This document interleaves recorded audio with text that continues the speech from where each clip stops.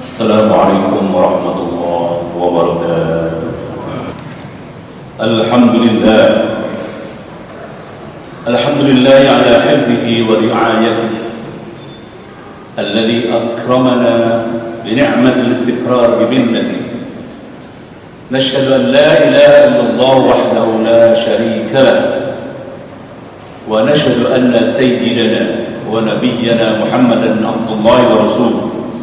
Allahumma fasalli wa sallim wa barik ala abdika wa rasulika Muhammad wa ala alihi wa ashabihi wa tabi'in wa tabi'ina lahum bi ihsan ila yaumiddin.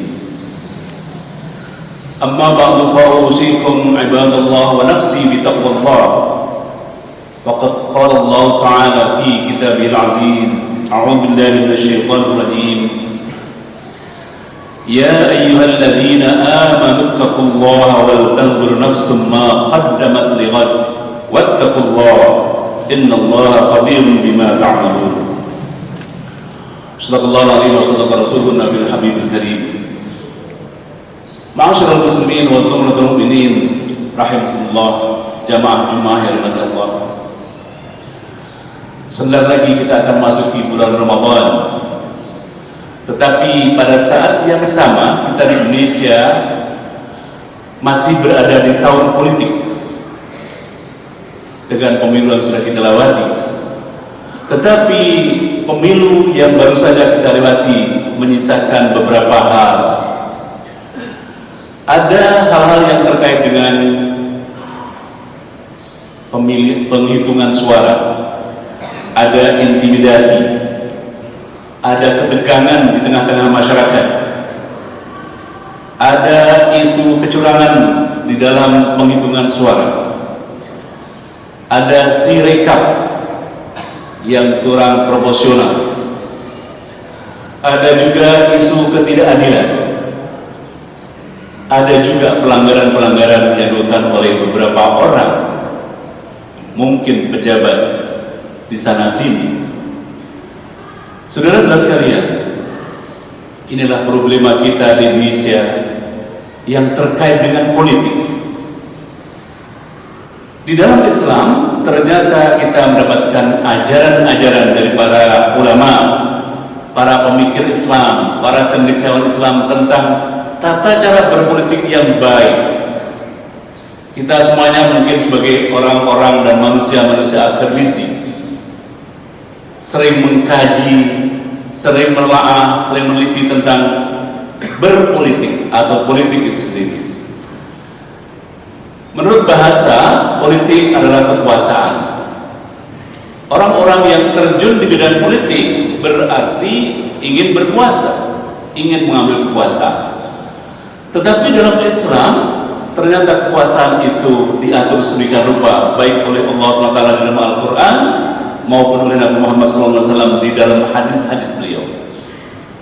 Walaupun tidak secara tegas disebutkan itu adalah politik, tetapi seperti firman Allah dalam surat Al-Baqarah ayat 124 misalnya, kaitannya adalah dengan kekuasaan.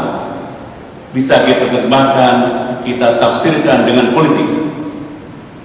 Allah SWT berfirman kepada Nabi Ibrahim, A'udzu billahi minasyaitonir rajim. Wa idh ibtala Ibrahim rabbuhu bikalimatin fa atammahun qala inni ja'iluka lin-nasi imama qala wa min dhurriyyati qala la yanalu 'ahdi adh-dhalimin. Kalau kita tafsirkan secara bebas, ayat ini menginspirasi sebuah politik yang diatur oleh Al-Quran. Ketika Allah menguji Nabi Ibrahim dengan kata-kata atau firman Allah, wahai Nabi Ibrahim, engkau akan aku jadikan sebagai imam, sebagai pemimpin, sebagai penguasa bagi manusia. Kata ini, kata imam, atau dalam hal lain khalifah, mungkin adalah penguasa. Inilah politik sebenarnya. Nabi Ibrahim ketika akan dijadikan pemimpin bagi umat manusia, kemudian Nabi Ibrahim tentu bersyukur kepada Allah, tapi Nabi Ibrahim menawar, Qala wa min dzurriyyati, bertanya kepada Allah Nabi Ibrahim, ya Allah, apakah bisa seandainya anak turunku nanti, anak cucuku menjadi pemimpin juga? Allah menjawab, qala la yanalu 'ahdiz zalimin. Hai Nabi Ibrahim, apa yang aku janjikan ini tidak menerima orang-orang yang zalim untuk menjadi pemimpin. Artinya pemimpin tidak boleh terdiri atas orang-orang yang zalim menurut ajaran Al-Quran. Sekalipun yang meminta adalah Nabi Ibrahim, ya Allah, jadikanlah anakku nanti sebagai raja, sebagai presiden, atau sebagai calon wakil presiden. Ternyata Allah tidak semudah yang diminta oleh Nabi Ibrahim.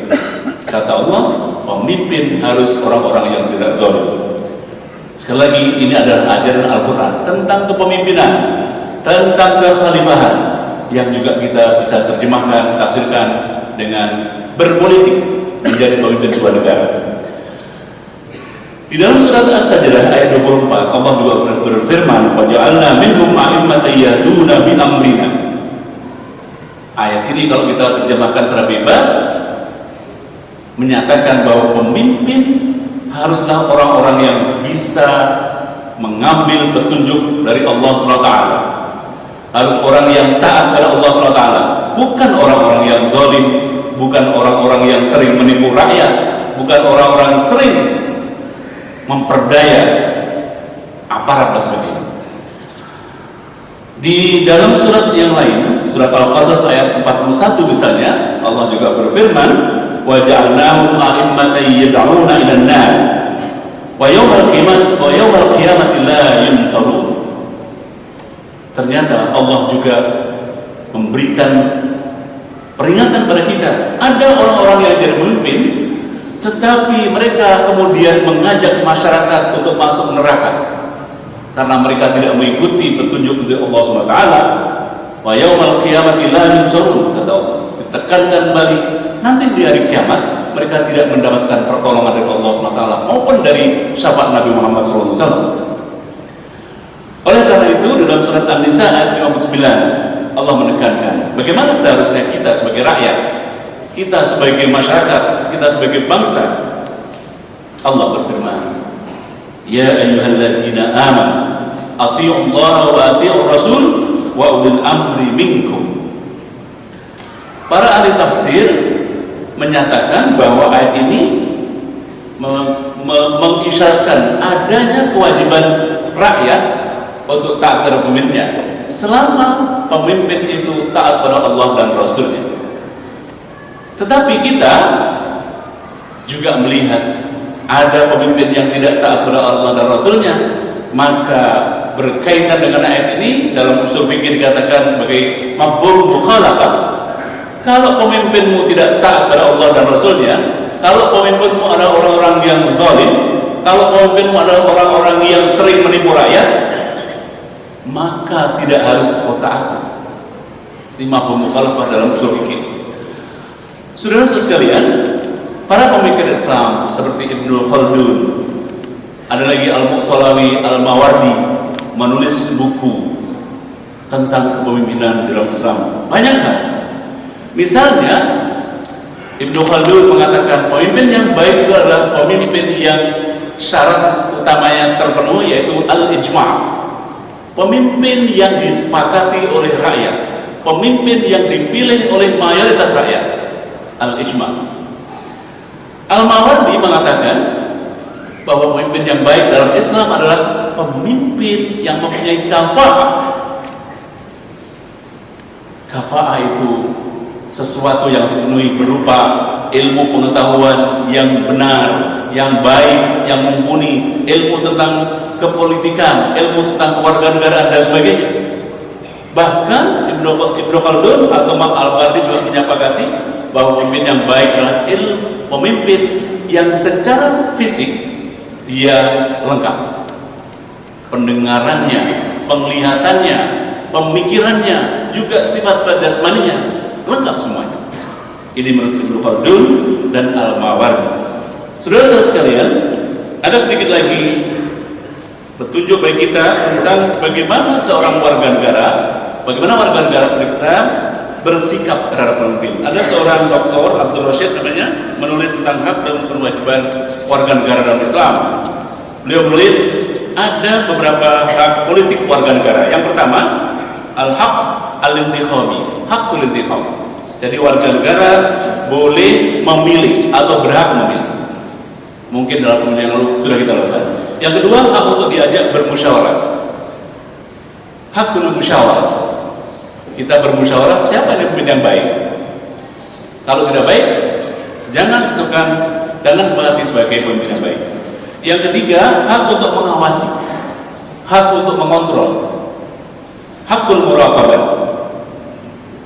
Jadi kita sebagai rakyat mungkin lewat DPR, MPR mengawasi pemimpin. Kalau ada kesalahan, jangan dibiarkan, tegur dia. Mungkin dengan hak angket atau yang lain-lain. Yang kelima, apa yang disebut dengan yang keempat, hak untuk menurunkan khalifah apabila terbukti bersalah. Hakul azl namanya. Jadi seorang pemimpin di dalam Islam sekali, menurut ajaran politik Islam, bahwa seorang pemimpin yang bersalah dan terbukti bersalah boleh diturunkan. Yang kelima, hak untuk mencalonkan, hak tarsyid. Apabila kita memenuhi syarat, boleh dicalonkan menjadi presiden, calon presiden, boleh menjadi anggota DPR, calon anggota DPR, DPD dan sebagainya. Tetapi yang belum memenuhi syarat jangan dipaksakan. Yang belum memenuhi syarat umurnya jangan dipaksa.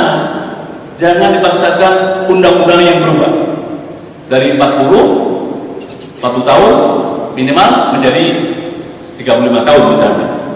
Menurut ini warga negara tidak berhak untuk seperti itu. Yang keenam, hak untuk dipilih atau hak memangku jabatan-jabatan.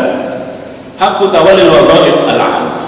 Jadi kalau kita, salah satu dari kita atau beberapa orang terpilih menjadi pemimpin, maka kita harus juga melakukan hal-hal yang baik untuk masyarakat kita. Saudara-saudara sekalian, mungkin masih banyak lagi hal-hal yang terkait dengan kepemimpinan dalam Islam. Mudah-mudahan di waktu yang lain kita akan dapat menelaah secara baik. Sekian. Bismillahirrahmanirrahim. Al-'asr innal insana lafi khusr illa alladziina aamanu wa 'amilus shalihaat wa tawashaw bil haqq wa tawashaw bis sabr. Aqulu qawli hadza wa astaghfirullaha li wa lakum innahu huwal ghafurur rahim. Allahumma shalli ala sayyidina Muhammad wa ala ali sayyidina Muhammad.